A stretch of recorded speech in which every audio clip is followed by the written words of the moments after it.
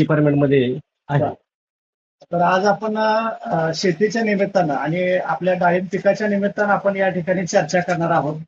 तर किती एकराची बाग आहे आपली?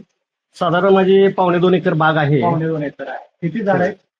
700 झाडं आहेत. 700 झाड आहेत. आणि आता कितवं पीक आहे? हे तिसरं पीक आहे की आता. तिसरं पीक आहे. तर सेंद्रिय शेती काळाची गरज या विषयामध्ये मी सर्व शेतकऱ्यांचं मनपूर्वक स्वागत करतो. आज आपण मोहोळ तालुक्यामध्ये वडाशीवाडी या भागामध्ये आलेलो आहोत. त्यांची चांगल्या पद्धतीची डाळिंबाची बाग आहे. आत्ताच आपण डाळिंबाच्या बागेचे फोटो पण शूट केलेले आहेत. तर त्या निमित्तानं चर्चा करतोय. आता आपण पाहिलं गेलं की डाळिंबाच्या झाडाला खूप अशा प्रकारचे असंख्य फळं आहेत आणि कोणत्याही झाडावर तेल्या आढळून आलेला नाही. तर याच्या पाठीमागचं रहस्य नेमकं काय आहे? त्यांनी कोणकोणती औषधं अशी वापरली की ज्याच्यामुळं अशा प्रकारची निरोगी आणि चांगल्या पद्धतीची बाग आलेली आहे? तर कोणकोणत्या पद्धतीने तुम्ही ट्रीटमेंट दिलेली आहे? आम्ही पंढरपूरचे कवडे सरांच्या मार्गदर्शनाखाली हा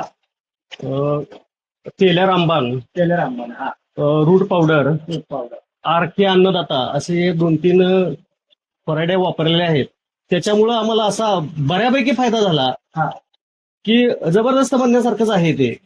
कारण काय गोष्टी अशा कळी निघणं वगैरे, मुळी चालणं. तेल्याचे किती हात घेतले? तेल्याचे 3 हात झाले की तेल्या रामबाणचे. 3 हात झाले. होय. किती दिवसाच्या फरकानं? तरी 10-12 दिवसाच्या फरकाने घेतले. तर तेल्या येण्याच्या पूर्वी हे हात तुम्ही घेतले. अगदी बरोबर आहे. आज आपल्याला तेल्या कुठे दिसून हा. येत नाही.